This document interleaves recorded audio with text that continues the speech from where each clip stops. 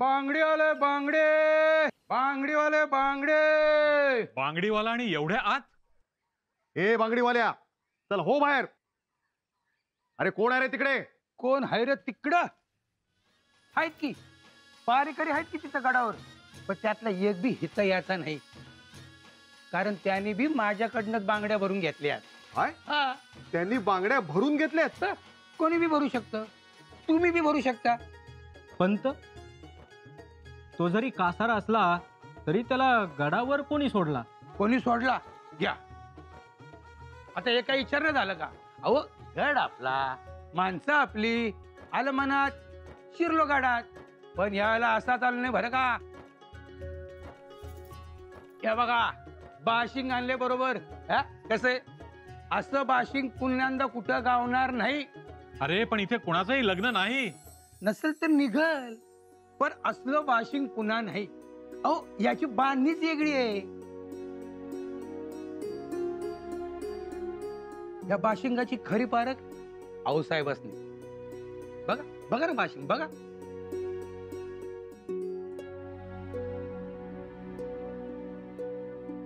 फुलाजी, आज तू काय बाशिंग विकायला निघालास?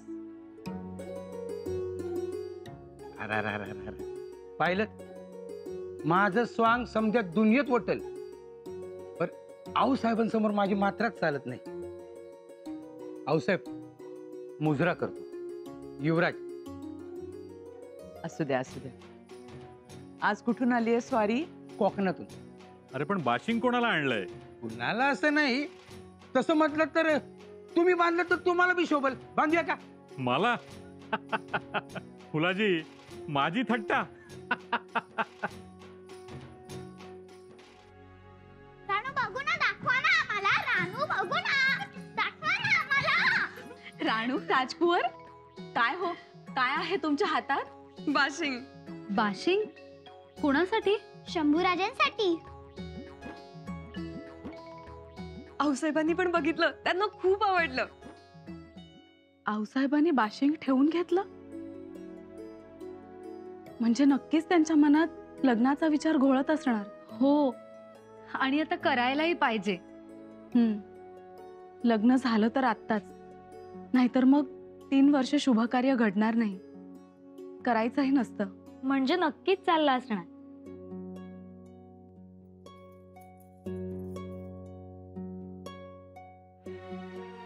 बघता बघता शंभूराजांच्या लग्नाचं वय कधी झालं कळलं देखील नाही.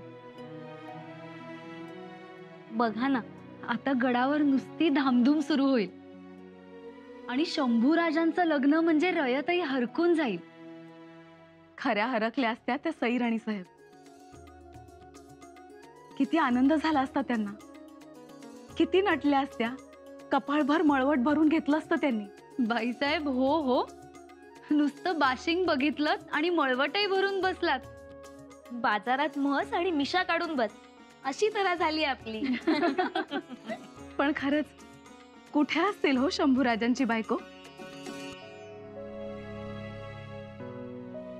आत्ता कुठे समाधान झालंय मनाचे. तो एवढे मनोरथ पूर्ण करतो आहे, मग वाटते त्याच्याच दारात जाऊन नतमस्तक व्हावेसे वाटते. अहो, मनोरथ पुरे म्हणजे बाजी घोरपड्यांना ठार मारणे ही साधी बाब नव्हती. ते पट्टीचे खेळाडू, हत्यारबंद, फौजबंद. परंतु महाराजांनी मुधोळवर हल्ला केला आणि बाजी घोरपड्यांना यमसदनी पाठवले. महाराज एवढे संतापले होते की त्यांनी मुधोळ तर लुटलेच, पण पेटवूनही दिले. 10 कोसावरून आगीचे लोल उठलेले दिसले. काही म्हटलं तरी 3-4 हजारांची कत्तल झालीच. दुसरे काही नाही, महाराजांचा राग उफाळून आला. महाराज पुढे कोकणातून बिजापूरच्या मुलखावर सरकले, तेव्हा आऊसाहेबांनी त्यांना पत्र लिहिले होते. खासा खवास खान बिजापूरहून तुमच्यावर रवाना होत आहे, त्याचा बंदोबस्त करावा. हा, पण त्याचबरोबर बाजी घोरपड्यांचाही विसर पडू देऊ नका. बघा केवढी जिद्द. आपल्या पतीचा अपमानही त्या विसरल्या नाहीत आणि महाराज साहेबांनी बाजी घोरपड्यांनाही अद्दल घडवली. फक्त एकाच गोष्टीचे वाईट वाटले. काय झाले? खवास खानाच्या वाटेवर असताना आदिलशहाचे सरदार म्हणून खुद्द महाराजांचे भाऊ एकोजी राजे महाराजांवर चालून आले. आता सांगा काय करावे महाराजांनी? घरचेच असा घरभेदीपणा करतात. तसे म्हटले तर घोरपडे, खेमसावंत आणि भोसले हे एकाच वंशाचे आहेत, पण महाराजांना यांनी कायम विरोधच केला. म्हणून तर मग आऊसाहेबांनी दूरदृष्टिकोन ठेवून नवीन नाती निर्माण केली. सरदार इंगळे, विचारे, निंबाळकर, गायकवाड, जाधव, मोहिते, पालकर यांच्याशी महाराजांच्या सोयरीक घडवून आणल्या, ते यासाठीच. आताही अशीच सोयरीक घडावी युवराजांची. हो, या निमित्ताने मातब्बर सरदार घराणे स्वराज्याशी जोडले जावे. आम्हाला वाटते ते काम बहिर्जींकडे सोपवावे. हो, खरेच त्यांना म्हणावं एखादं चांगलं स्थळ आणा. पण युवराजांना मात्र मुलगी आऊसाहेबांसारखीच असावी. हे पटलं, अगदी रास्त बोललात. महाराज कोकणात उतरले, गडावर आले की विषयाची गुळणी फोडू.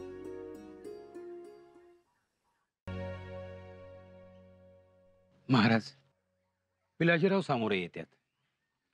त्यांना खबर पोचली तर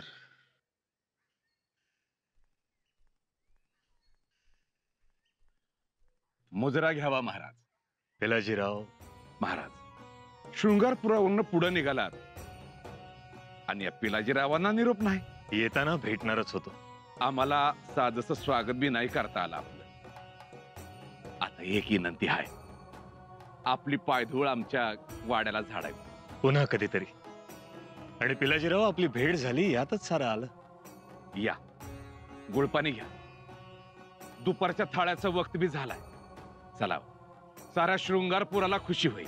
पिलाजीराव, ए, पुढे निरोप धाडार, महाराज येतात म्हणून. पिलाजीराव, चला व महाराज.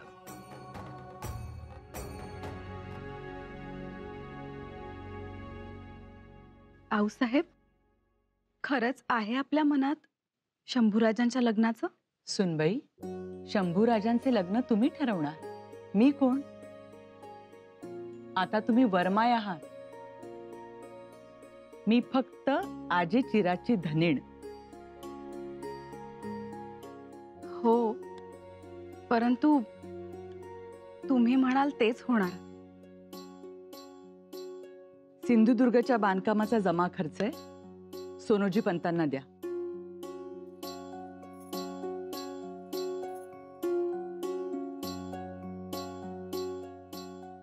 आऊसाहेब, तुम्ही जिथे शिक्का माराल त्यालाच महाराज संमती देणार. असं नाही हा सोयरा, महाराज स्वतः निर्णय घेतात, आम्हास विचारतही नाही आणि त्यांनी विचारावं असं वाटतही नाही. आम्हाला नाही खरे वाटत. आपल्या विचाराशिवाय महाराजांचे पाऊल बाहेर पडत नाही. हो की नाही पुतळाबाई? हो, म्हणजे महाराजांसाठी आपण सर्व काही. कसं असतं ना सुनबाई, पाण्यात जसा हिरा भिजत नाही किंवा आधणामध्ये खडा शिजत नाही, तसंच मूल मोठं झालं म्हणजे वडीलधाऱ्यांचं ऐकत नाही. खरे खोटे आम्हालाच ठाव. पण आऊसाहेब, एक सांगा, महाराजांनी शंभूराजेंच्या लग्नाला होकार दिला तर? तर शंभूराजांचे लग्न करायचे, पण सोयरिकीसाठी घराणेही तोलामोलाचे लागेल ना? घराण्यापेक्षा माणसं तोलामोलाची असावीत, एवढंच. महाराज पाय घडारून येतील आत. ए विसाजी, तू महाराजांचा घोडा धरायचा. महाराज पाय उतार झाले की. आणि तुम्ही जरा आजूबाजूला लक्ष ठेवून असा. काय जी. जा. खेमाजी, तू पाण्याचा घंगाळ ठेव, हातपाय धुवायला. जी. हा.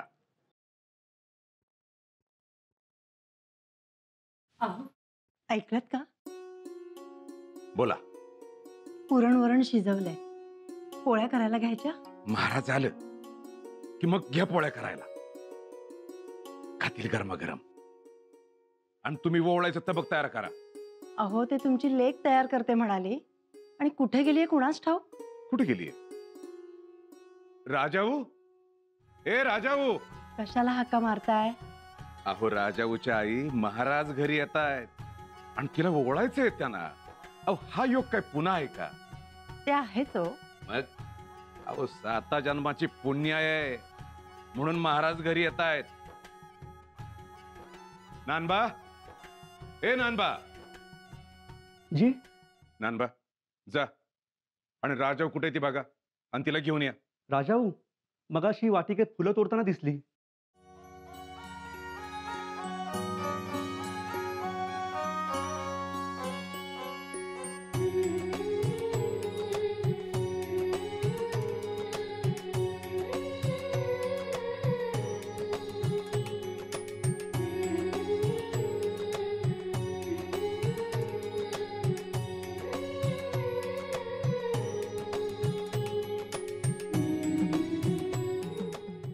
सोखाजी जा घेऊन या तिला. अहो आपली राजाऊ गोमुख गंगेजवळ बघितली तिला. तिकडं पाणी भरायला जाताना दिसली.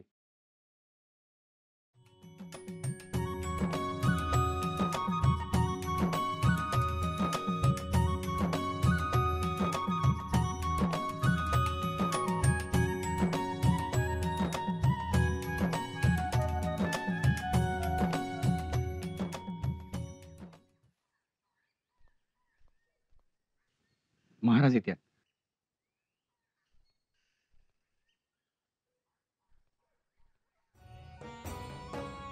मुद्रा महाराज.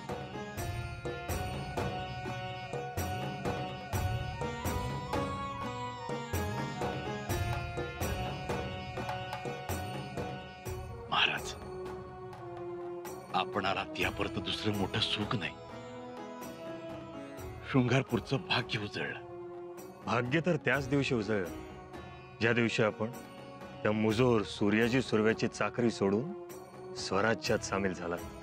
ते आपल्यामुळे घडलं, पण त्याचकडे आम्ही आता ढुंकूनही बघत नाही. कशाला बघायचं? अस्सल नाग जेव्हा कात टाकतो तेव्हा पुन्हा कधी वळून मागे बघतो? गरजच नाही.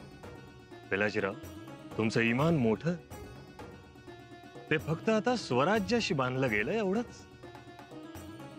या राज थांबा.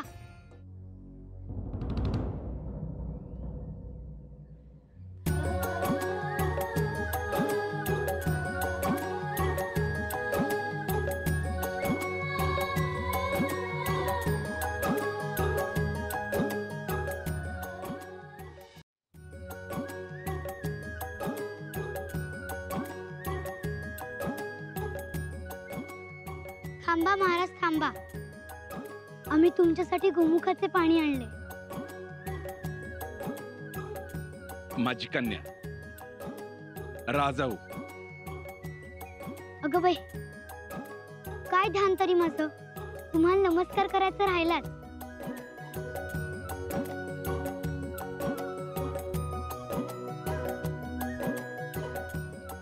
महाराज नमस्कार करते.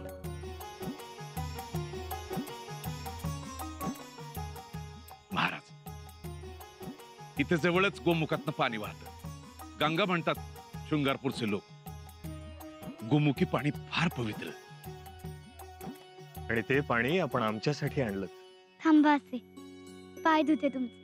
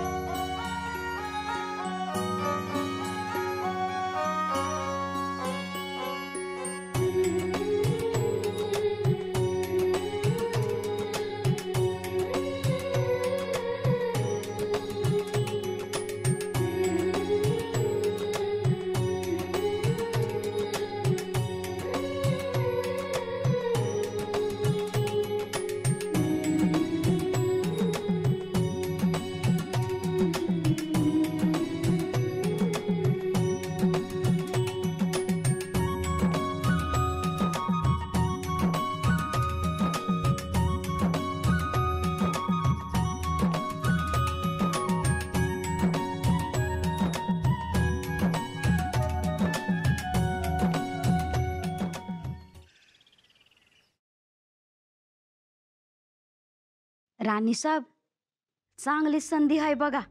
संधी? अहो, युवराजांचं जर लगीन करणार असत्याल तर हीच संधी आहे. घ्या साधून. महाराजांशी बोलावं लागेल. अहो, जेव्हा बोलायचे तेव्हा बोला, पर तजवीज तर करून ठेवा. आणि एकदा का धोरण आखलं की तोरण काही लगेच बांधता येतं. म्हणून म्हणती, आपल्या जवळची ऐकण्यातली पोरगी गडावर सून म्हणून आणा, म्हणजे मग समधी चिंता मिटल. चिंता कशी मिटेल? अहो, असं काय करताय?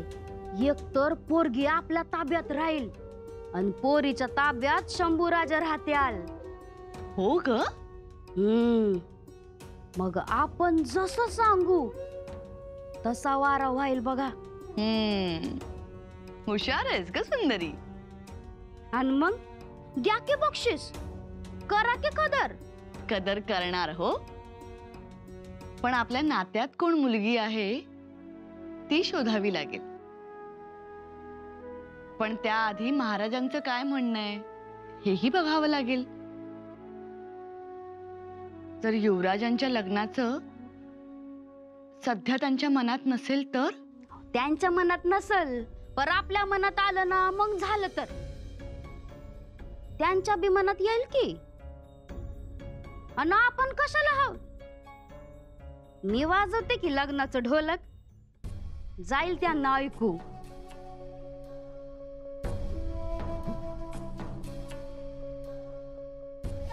पेलाजीराव, एवढीशी पोरती आणि केवढी तिची धांदल. आमच्यासाठी गोमुखातून गंगा आणते, पायावर वाहण्यासाठी ताजी फुलं आणते. तिला आमच्याबद्दल काय माहिती? तिला काय माहिती शिवाजी? माहित आहे तर रात्रंदिवस तुमचाच ध्यास असतो. आमचा ध्यास? हो तर सतत तुमच्याविषयी बोलत असते. असं? दुसरे काय ऐकूच येत नाही. ऐकू येते ते फक्त आपले नाव. तुम्हाला सांगायचं म्हणजे आमच्या शृंगारपुरात एक गुजराती व्यापारी आहे, छोटूलाल. त्यांचे गाव कनेरा. ते वाड्यात वाण सौदा घेऊन यायचे. त्यांचे मूल झोपत नाही म्हणून त्यांची बायको एक अंगाई म्हणायची. त्याच्यातही तुमचं नाव ऐकलं आणि हळूहळू आम्हाला ती अंगाई पाठ झाली आणि आम्हाला आवडू लागली. ऐका हा. आभ माऊ गयो चांदलोने, जिजाबाईने आव्या बाळ. आभ माऊ गयो चांदलोने, जिजाबाईने आव्या बाळ. म्हणजे आभाळात जसं चंद्र उगवतो ना, तसं जिजाबाईंचं बाळ आलं. घन घन नन गुंगरून वागे, शिवाजीने निंदवून आवे. घन घन नन गुंगरून वागे, शिवाजीने निंदवून आवे. माता जिजाऊ झुलावे, शिवाजीने निंदवून आवे. माता जिजाऊ झुलावे, शिवाजीने निंदवून आवे. आवडले? खूप आवडली अंगाई. गुजराती स्त्री आमची अंगाई गाते. आमचं नाव घेऊन तिच्या बाळास जोजवते, या उपर आनंद तो कोणता? आणि याची गोडी राजाऊस. छान. अहो, ते सुरवेची गादी तुम्ही ठोकारली त्या दिवशी तर नाचतच होती ही. राजाऊ, तुला का आनंद झाला? ती गादी नव्हती, तो अन्यायाचा अड्डा होता. तुम्ही त्याला ठोकर मारली. ओ, मीच नाही तर शृंगारपुरातील कित्येक आयाबाया नाचल्या त्या दिवशी. घरोघरी पुरण शिजले होते.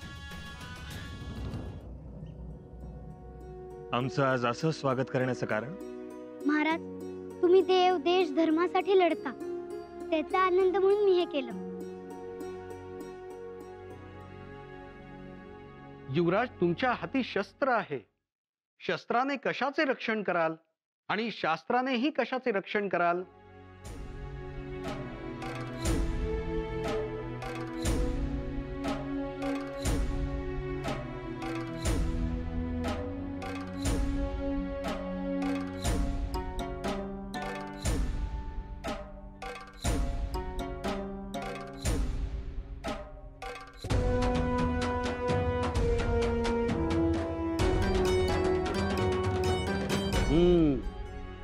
शाबास.